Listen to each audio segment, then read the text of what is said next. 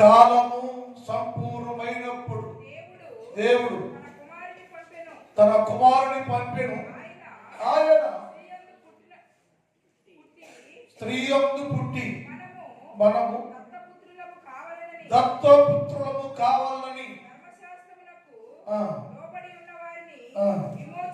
విమోచించుటకై లోబడిన వాడాయ. ఈ వాక్య భాగాన్ని మనం ధ్యానం చేస్తున్నాం.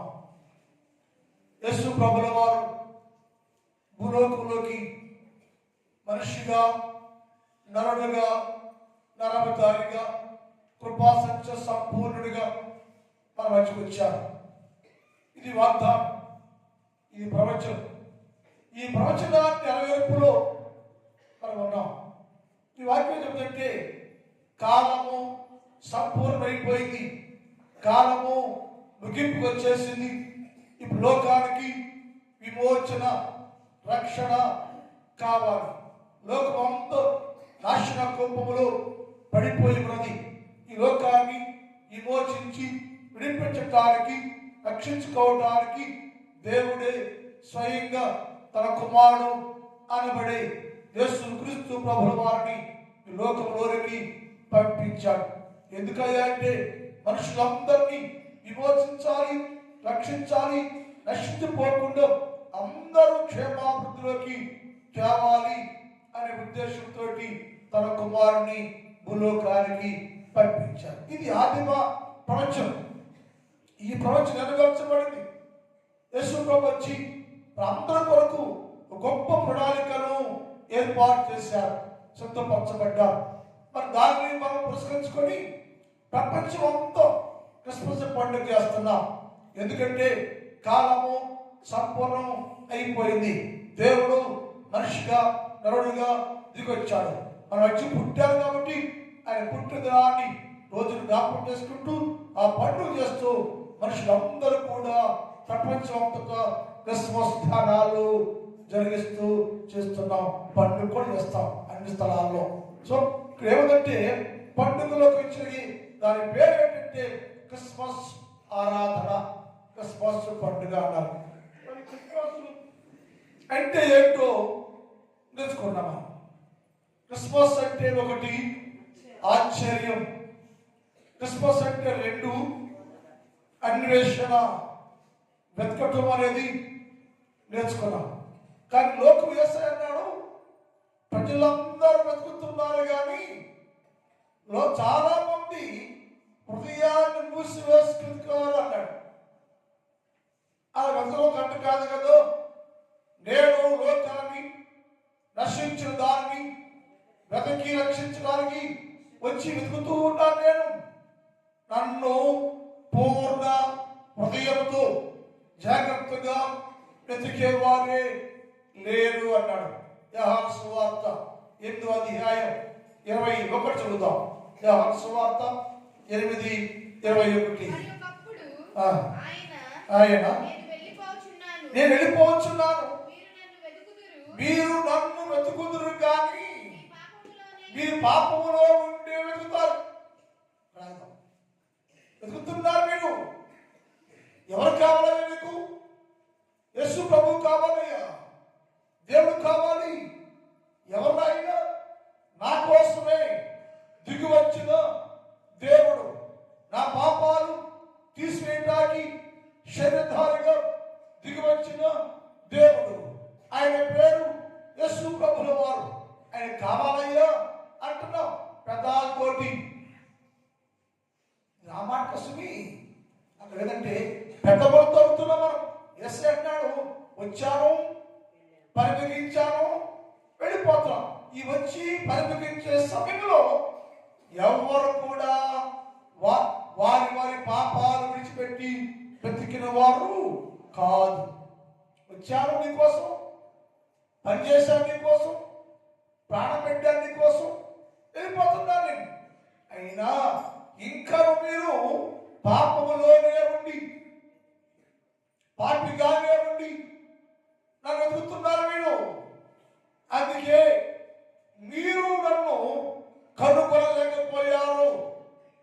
క్రైస్తవులుగా ఉండే మనం, యూదులుగా ఉండేవారు ఎవరైనా యేసు ప్రభువుని వెతికి దొరకాలి అంటే నీలో ఉన్న పాప బీజాన్ని విడిచిపెట్టాలి కదా. అని ఏమంటే మీరు పాపములోనే ఉండి వెతికితే ఏంటి ప్రయోజనం? మీ పాపంలో వెతుకుతున్నారు నన్ను, అందుకని నేను దొరకటల్లా దొరుకుతున్నారు, నేను దొరుకుతున్నాను అనుకుంటున్నారు. కానీ లోకంలో మీరు ఏం చేస్తారంటే పాప సంబంధిగా ఉండారు, అందుకే నన్ను కనుగోలేకపోతున్నారు అన్నారు. ఎవరైతే మా జాగ్రత్త కలిగి పూర్ణ హృదయంతో నన్ను వెతికితే, అంటే పూర్ణ అంటే నీలో ప్రతిదాన్ని తీసివేసి పరిపూర్ణ యేసు ప్రభుల వారిని వెతికిన వారు ఆయనను కనుగొంటారు అని నేను దినములో ఉదయం ధ్యానంలో మనం ధ్యానించాను. మూడో భాగం క్రిస్మస్ అంటే మూడో భాగం చెప్పేట ఆయన ఆహ్వానం. ఒకటేమో ఆశ్చర్యం, రెండేమో అన్వేషణ, మూడేమో ఆహ్వానం. ఎవరు ఆహ్వానించారు? యేసు ప్రభుల వారు భూలోకంలో జన్మిస్తాడు అని గాబ్రియల్ దూత వచ్చి మరియమ్మతోటి మాట్లాడుతుంది. రక్షకుడు, పరిశుద్ధుడు, దేవుడు అనబడి ఆయన ఈ లోకానికి వస్తున్నాడు. అమ్మా నువ్వు ధన్యురాలు, నువ్వు పరిశుద్ధాత్మ శక్తి కమ్ముకుంటుంది. ఆయన రాజుగా ఉంటాడు, రాజ్యపాలన చేస్తాడు, ఆయన సింహాసనం ఉంటుంది. గొప్ప దేవుడు ఆయన పరలోకంలో నుంచి భూలోకంలోకి మనిషిగా మారిపోయి నరరూపిగా వచ్చేసి ఈ భూమి మీద నిలిచి ఉండవాలని వస్తున్నాడు అని ప్రకటన చేసింది. ఈ ప్రపంచం ఎప్పుడుదో ఈ ప్రపంచం అంటే 900 సంవత్సరాలు యేసు క్రీస్తు ప్రభుల వారు పుట్టక ముందు 900 సంవత్సరాల క్రితము ఒక ప్రవక్త ప్రవచించాడు. అది నెరవేరుతా ఉంది. ఎప్పుడైతే ఆ ప్రపంచం నెరవేరుతా ఉందో యేసు ప్రభుల వారు మరియమ్మ గర్భంలోకి వెంటనే వచ్చేసారో అప్పుడు ఆహ్వానం ఎవరు మొదలుగా ఆహ్వానించారంటే భూమి మొదటిగా యేసు ప్రభుల వారిని ఆహ్వానించింది. ఎందుకు భూమికి ఏంటి సంబంధం? అసలు భూమి మాట్లాడుద్దా? భూమి ప్రార్థన చేస్తుందా? భూమి ఏం చేసిందంటే మనం పోయిన వారు ధ్యానించేవారు.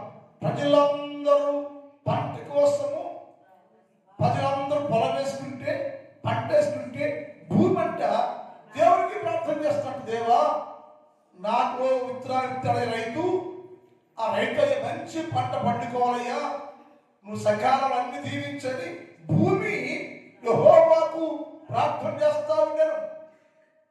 ఆ భూమి ఇప్పుడు యేసు ప్రభుల వారిని భూలోకంలోకి వస్తున్నాడు అని ఎప్పుడైతే గాబ్రియల్ దూత ప్రవచనం ప్రకటన చేసిందో, చేసిన వెంటనే మొదటిసారిగా భూమి భూలోకంలోకి వస్తుంది. యేసు ప్రభుల వారిని రాయ్యా నా దేవా,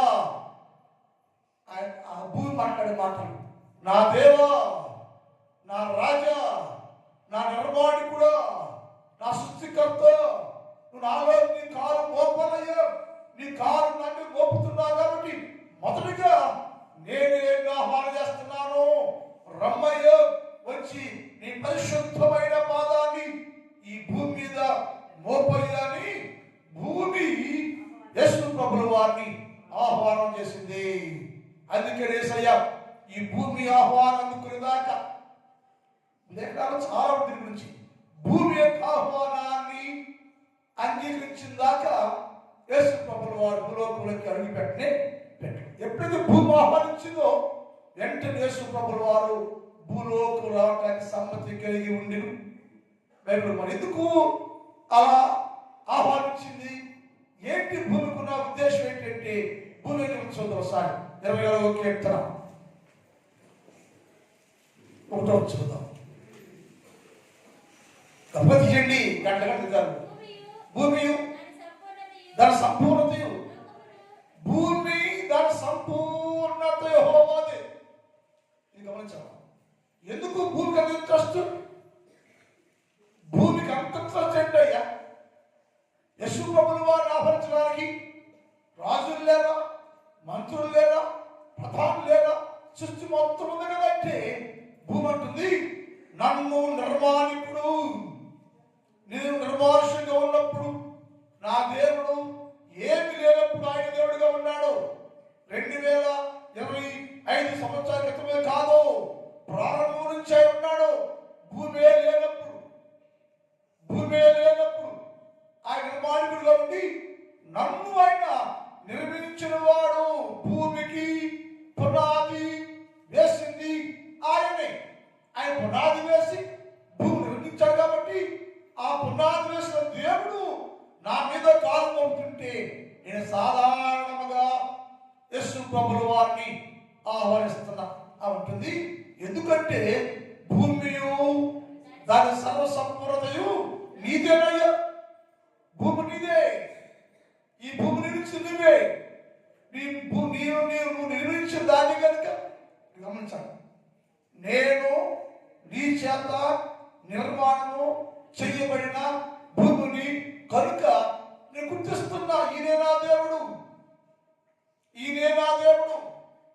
నా నిర్మాణకారుడు ఈయనే. ఆయన భూలోకములు అడుగు పెడుతున్నాడు. తండ్రి, దేవుడు, రాజా రమ్ము అని సాధారణంగా భూమి యేసు ప్రభుల వారిని ఆహ్వానించింది. 47వ కీర్తన 2వ వచనం 7వ వచనం. 47వ కీర్తన 2వ వచనం 7వ వచనం. యెహోవా మహోన్నతుడు, భయంకరుడు ఆయన, సర్వ భూమికి మహారాజట. ఎవరికి రాజైనా? భూమికి. ఎందుకని ఆ రాజు మనముడు యేసు ప్రభుల వారు, యూదుల రాజుగా వచ్చే యేసు ప్రభుల వారు సర్వ భూమికి ఆయన రాజు. మా రాజు నాలోకి వస్తున్నాడు. మా రాజు ఆయన కాలు నా మీద మోపుతున్నాడు. నా రాజు అయినా, నా రాజు సర్వభూమికి రాజు అయినా. ఆయన వచ్చి ఆయన నాలో నివాసం చేయడానికి, నాలో తిరగడానికి ఆయన కాలు నా మీద మోపుతున్నాడు. ఎవరయ్యా ఆయన అంటే? మా రాజు. అంటే భూమికి అబ్బు అంటుంది మా రాజు అయ్యా. సర్వభూమికి రాజు యేసు ప్రభుల వారు. ఆ రాజు తన పాదాన్ని నా మీద మోపుతుంటే, రాయ్యా నా రాజా, నా నిర్మాణికుడా, నా సృష్టికర్త దేవుడు, మా రాజా యేసు ప్రభుల వారు రమ్మయ్య, వచ్చిన పాదాన్ని నా మీద మోపయ్యాని భూమి యేసు ప్రభుల వారిని ఆహ్వానిస్తా ఉంది. అది భూమి గ్రహించిందంటే ఆయన సృష్టికర్త అని గ్రహించింది. నా నిర్మాణికుడు ఆయనే అని గ్రహించింది. నా రాజు ఆయనే అని గ్రహించింది. ఆయన నుంచి రాజే లేనిక కాబట్టి అంటది నా రాజు సర్వభూమికి. ఏడో చూద్దాం. దేవుడు సర్వభూమికి రాజు. రమ్యంగా కీర్తనలు పడాలి. ఎవరు పాడుతుంటే రమ్యంగా? మీకు తెలుసా సంగతి? భూమి రమ్యంగా కీర్తనలు పాడుతుంట. మరలా కాదు. భూమి రమ్యంగా కీర్తనలు పాడుచు ఉండను. ఎక్కడ ఏం పాడుతుంది? భూమిలో నుంచి శబ్దం చేస్తూ ఉండను. అందుకే వేసాడు, భూమి సర్వభూమి నువ్వు చప్పట్లు కొట్టు అన్నాడు. అంటే భూమి కీర్తిస్తుంటే, పాట పాడుతుంటే, చప్పట్లు పాడుతుంటే యేసే పరవశించిపోయాను అంటే మనుషులు గ్రహించంటే భూమి ఆ రాజు గుర్తించింది. ఆ రాజు గుర్తించి భూమి ప్రతిరోజు యేసు ప్రభుల వారిని కీర్తిస్తూ ఉండెను, స్తుతిస్తూ ఉండెను, ప్రార్థిస్తూ ఉండెను, ఘనపరుస్తూ ఉండెను. అందుకని ఆ భూమి అంటుంది నా దేవుడు, నా రాజా, మీరయ్యా నాలోకి రండి. నా మీద కాలు మోపుతున్నా కదా, నిత్యము నేను మొదటిగా నీకే స్తోత్రాలు చెబుతున్నానయ్యా అని భూమి ప్రతిరోజు రాజు అనబడే యేసు క్రీస్తు ప్రభుల వారు నాలో రమ్మని ఆమె యేసుని ఆహ్వానించినట్టుగా ఈ వాక్యంలో ఉంది. కనుక మనం ఏం గ్రహించంటే భూమికి అంత కాలం ఉంటే నీవు కూడా నేను కూడా నీవు నేను యేసుకు పుట్టించిన వారమే. యేసు జనాంగమే మనం ఏం చేయాలంటే భూమి కంటే శ్రేష్ఠులు.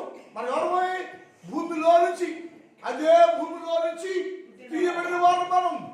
అదే భూమిలో నుంచి పుట్టిన వారు మనం ఏమిటంటే భూమి గుణవంతులు కాబట్టి నీవు కూడా నీ రాజుని నీలోకి ఆహ్వానం చేస్తూ ఆయన ఘనపరుస్తూ కీర్తించడం. ఎలా అంటే పెదాలతో కాదు, అంతరంగంలో భూమి ఎలాగైతే ఆహ్వానించిందో, రాజుగా గుర్తించిందో, నా రాజు నా నిర్మాణికుడు యేసయ్య, నా రాజా నాలోనికి రమ్ము, నా రాజా నా మీ కాలువపైని యేసు ప్రభుల వారిని ఆహ్వానించింది. మనము కూడా యేసు క్రీస్తు ప్రభుల వారిని నిత్యమైన కుటుంబంలోకి హృదయంలోనికి ఆహ్వానించే విశ్వాసిగా ఉంటేనే అది క్రిస్మస్ పండుగ. యేసును ఆహ్వానం చేయకోకుండా, యేసయ్య లేకోకుండా, యేసు ప్రభుల వారిని ఏ మాత్రం ఆహ్వానం తెలియపరచుకోకుండా ఉంటే, యేసయ్య లేకుండా నువ్వు ఉంటే ఎప్పటికీ యేసుగానే ఉంటాడు, నువ్వుగానే ఉంటావు. కాబట్టి ఏం చేయాలంటే యేసు ప్రభుల వారిని ఆహ్వానించే వారుగా ఉండాలి అనేది దాని సారాంశం. మన జీవితాల్లోకి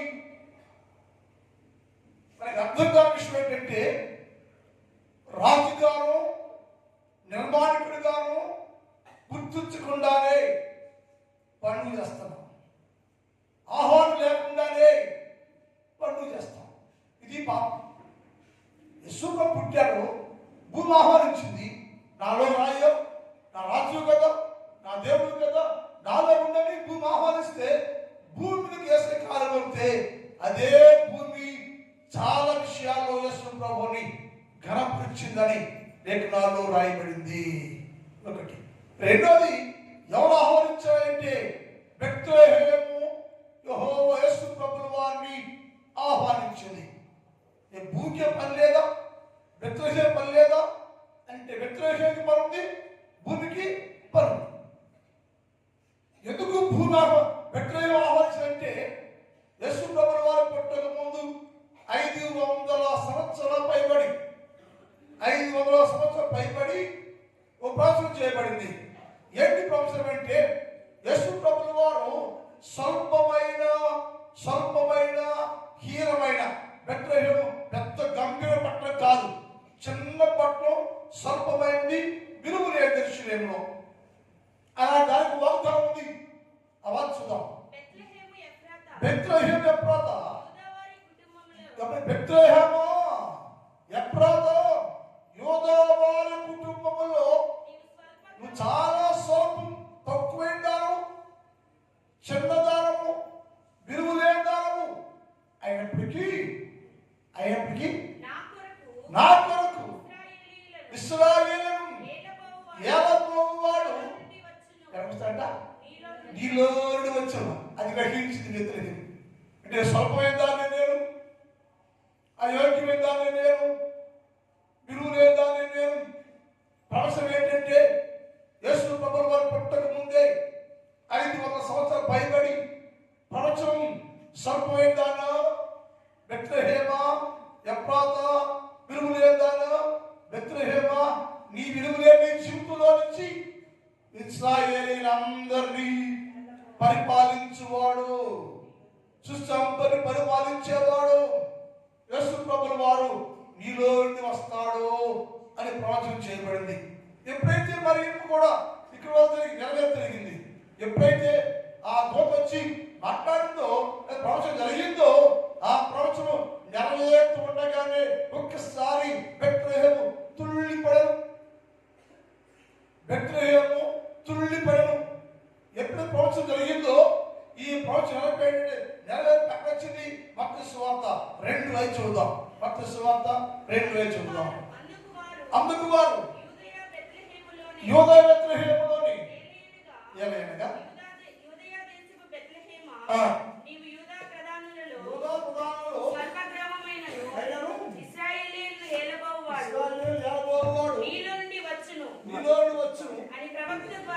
అని ప్రవక్త ద్వారా పలుకుబడిన మాటలు రాయబడింది, నెరవేర్చలేదు.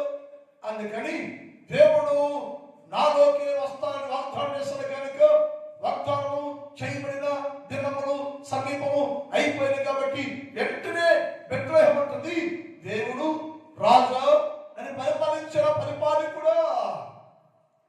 అదేమిటంటే భూమి ఉందంటే మా రాజా అంది. ఇవేమిటంటే నన్ను పరిపాలించువాడు బెత్లెహేము స్వల్పేదాన్ని ఏకత నన్ను పరిపాలించే దేవుడు అయ్యాను. వస్తున్నావా రాని బెత్లెహేము ప్రజల కోసమే బెత్లెహేము యెహోవాను మాటకు లోబడి యేసు ప్రభుల వారిని ఆహ్వానం చేసింది. బెత్లెహేముకు ఆహ్వానం వచ్చింది.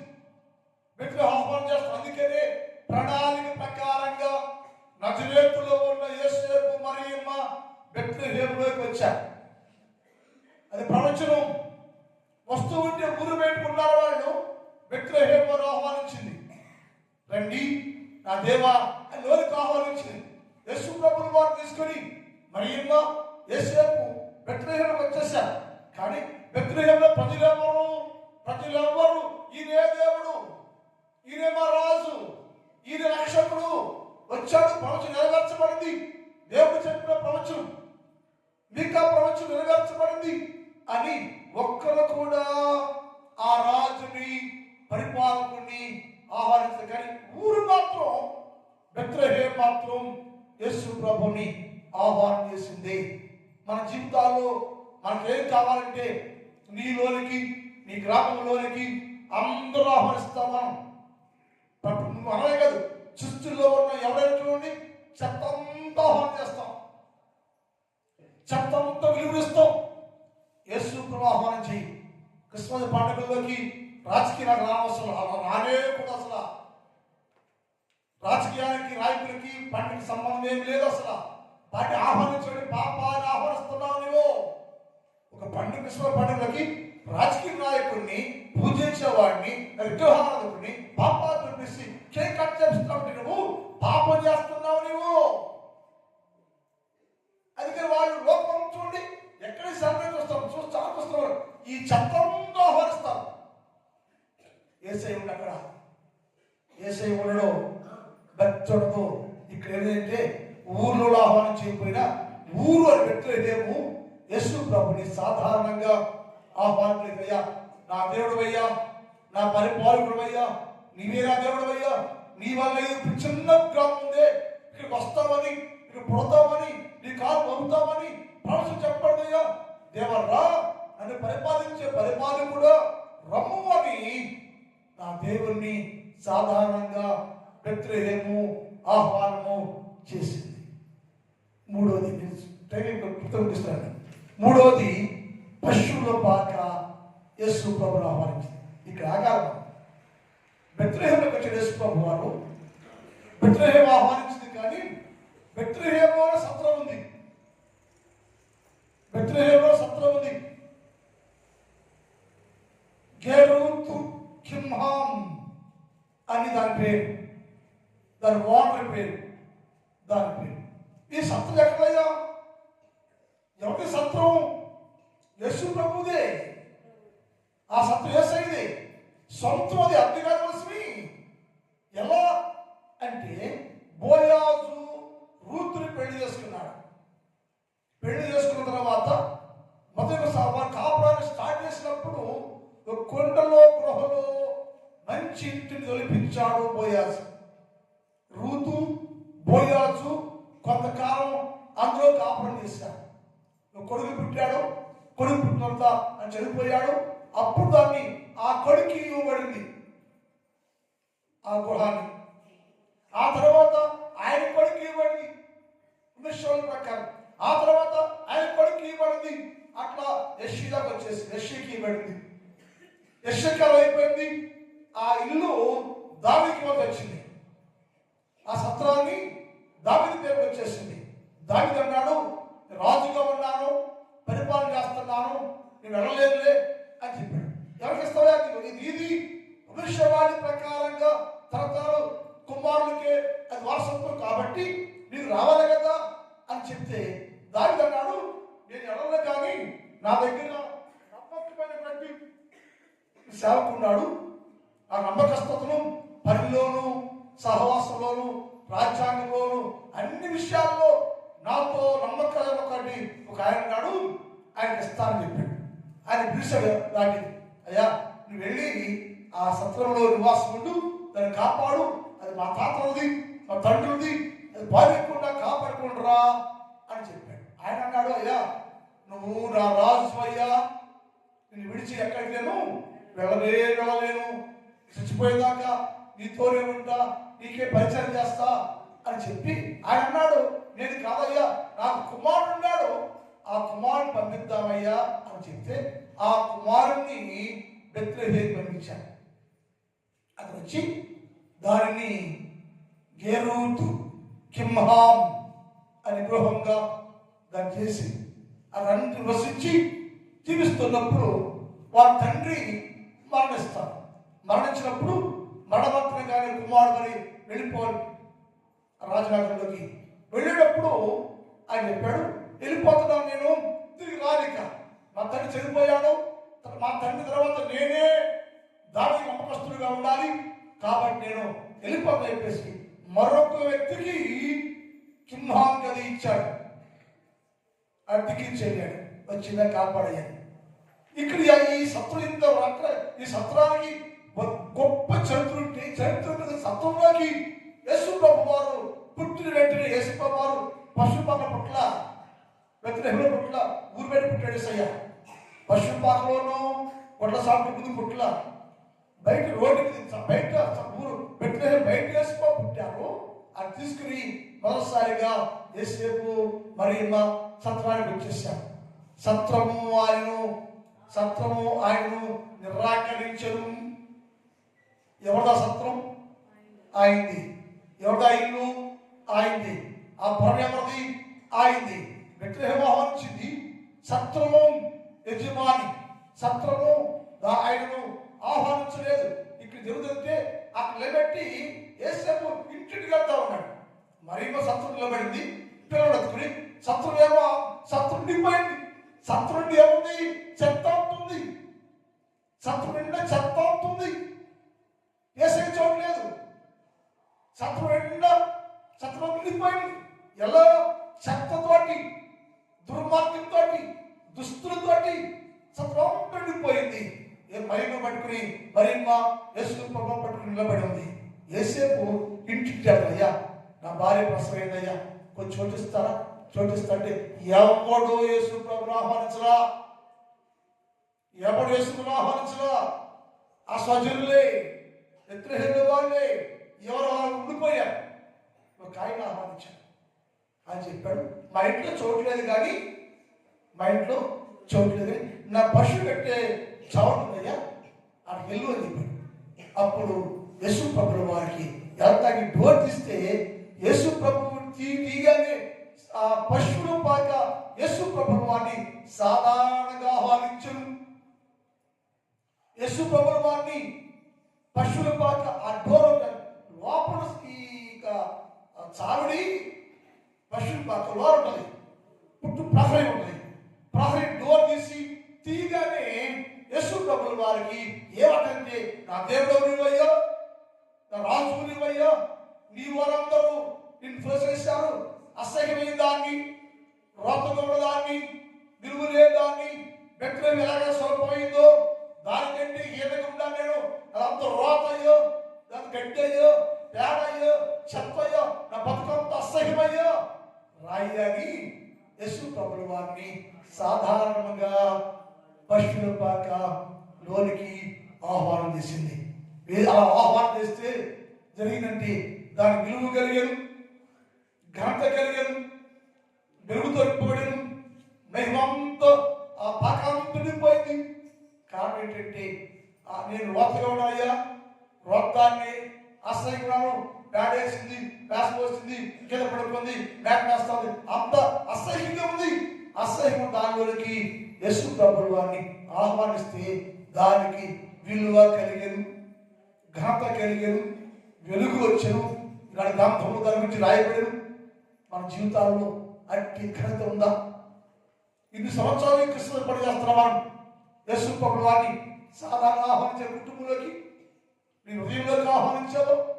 యేసును ఆహ్వానించుకోకుండానే, యేసు చోటు ఇవ్వకోకుండానే పండుగ చేస్తామని, ఆర్భాటం చేస్తామని, ఏదేది చేస్తామని మెప్పు కోసం అందరూ చూడండి అని అలా చోట ఏంటి లాభం ఏంటి? నీ బతుకులో, నా జీవితంలో, నా బతుకులో యేసుకి చోటే లేకుండా, నా ఇంటిలో, నా హృదయంలో యేసు స్థలమే లేకుండా, ఆయన ఇంట్లోకి ఆహ్వానం చేయకోకుండా, హృదయంలోకి యేసు ప్రభుని ఆహ్వానం చేయకోకుండా ఎంత బయట ప్రపంచాన్ని గంభీరంగా ఎంత ఆట చేసినా నిష్ప్రయోజనం. ఆ పండుగే కాదది. ఆ పండుగ విలువ ఉండదు, ఆ పండుగ గౌరవం ఉండదు, దాని మహిమ రాదు. ఎప్పుడైతే కుటుంబాల్లో, జీవితాల్లోకి యేసు ప్రభువుని ఆహ్వానించి వారు ఆహ్వానిస్తే అప్పుడు నీకు విలువ. కానీ లోకం రాదంటే ఇంకా యేసు ప్రభు బయట పెట్టారు. 2020 సంవత్సరాలు అయిపోయింది. ప్రతి సంవత్సరం క్రిస్మస్ ధారకులు వస్తాయి. అందరూ మనగలు చూస్తున్నారు. అందరూ క్రైస్తవులు అందరూ ఆనపాటలు చేస్తారు, పాటలు పాడతారు, ప్రార్థన చేస్తారు, ఎన్నో చేస్తారు. సో ఏ వ్యక్తిలో కూడా యేసయ్య లేడు. నువ్వు ఎలా చెబుతావయ్యా అంటారా? నువ్వు ఎలా చెబుతావు? వేరే మహిళలు మీరు లేకుండానే వచ్చారు, బయట కూర్చోవాలి కదా అంటున్నాను. యేసయ్య అన్నాడు, నీ లోపల లేకుండా ఆచారం దగ్గర అలవాటు శోగాత్తున్న లోకానికి అని చెప్పి ప్రకటన గ్రంథం 3వ అధ్యాయం టైం ఏంటి? ప్రకటన 3:20. ప్రకటన 3:20. ఇదిగో ఎక్కడున్నట్టయినా ఎక్కడ దగ్గర అనుకుందాం. నేను ఇంకోబాక కమలం నుంచి ఆయన నుంచి డోరు పడుతున్నాడు. ఇస్తుందా ఉదాహరణ గురించి అందరూ లోపంతటి నేను తడుతున్నాను తను బయట ఎవరైనా అది ఇల్లేమో సత్రమేమో ఆహ్వానించలేదు, పశువుల కేసని ఆహ్వానించింది. మరి నువ్వేం చేస్తావంటే యేసు బయట పెట్టి, యేసు బయట పెట్టి పంట చేస్తున్నావు. యేసు అప్పుడు రాకుండానే, నేను జన్మించకుండానే, యేసు లేకుండానే మనం పనులు చేస్తాం. యేసు అన్నాడు, ఆయన నీ హృదయం బయట ఉండి, నా కుమార్తె, నా బిడ్డలాగా మీకోసమే నేను దిగి వచ్చాను, మీకోసమే నరుడుగా నరవతానికి మారిపోయాను, నేను బాగు చేయాలనుకుంటాను, నేను దీవించాలనుకుంటాను, నేను నీకు క్షేమాన్ని కలుగు చేయాలనుకుంటాను. నేను దయచేసి ఒక్కసారి హృదయపు తలుపు తెరవవా, హృదయపు తలుపు తెరవవా అని బయటైనా తలుపు నిల్చుండి తట్టుచున్నాను, ఎవడైనాను నా సరగింటే నేను తలుపు తీస్తే నేను అతని యొక్కకు వస్తా, లోనికి వస్తా. అది ఎందుకంటే అతనిగా వచ్చా నేను అక్కడ భోజనం చేస్తాం, సంతోషం ఉంటుంది. క్రిస్మస్ అంటే ఆహ్వానం. నీవు యేసుని ఆహ్వానించాలి. యేసును ఆహ్వానించి ఆయన్ని కలిసి ఉంటే నీ కుటుంబానికి పరిపూర్ణ క్రిస్మస్ వచ్చును గాక అని ప్రార్థన. మా తండ్రి, నీ పాదములు పొందున్నాను. పరిశుద్ధుడైన దేవ, మీకే స్తోత్రాలు. క్రిస్మస్ అంటే రకరకాల విషయాలు మేము మాట్లాడుకుంటూ కాదయ్యా, మీరు మాకు ఏం బయలుపరుస్తున్నారో దాన్ని తెలియపరుస్తున్నాం. క్రిస్మస్ అంటే ఆశ్చర్యం, క్రిస్మస్ అంటే అన్వేషణ, క్రిస్మస్ అంటే ఆహ్వానం. ఎవరు ఆహ్వానించారో నేర్చుకున్నాయా. మేము కూడా ఇప్పుడే ఆహ్వానించి నీళ్ళు బలపడి సహాయం చేయి. ఉదయకాలంలో విస్తారంలో ఉన్న ప్రతి బిడ్డను దర్శించండి, నా సంఘాన్ని దర్శించండి, నా సంఘంలో ప్రతి కుటుంబాన్ని దీవించండి. ప్రతి కుటుంబానికి ఈ పండుగ యొక్క దీవెనలు, మేరలు, ఆశీర్వాదాలు పొందుకుంటే సహాయం చేయి. ప్రతి కుటుంబాన్ని దీవించయ్యా. ఎవరికి ఏ తక్కువ కాకుండా మీ నామంలో దీవెన కలిగి ఉంచమని ప్రార్థన చేస్తున్నాం. అభిషేకించమని యేసు వారి పరిశుద్ధ నామములో ప్రార్థిస్తున్నాం తండ్రి.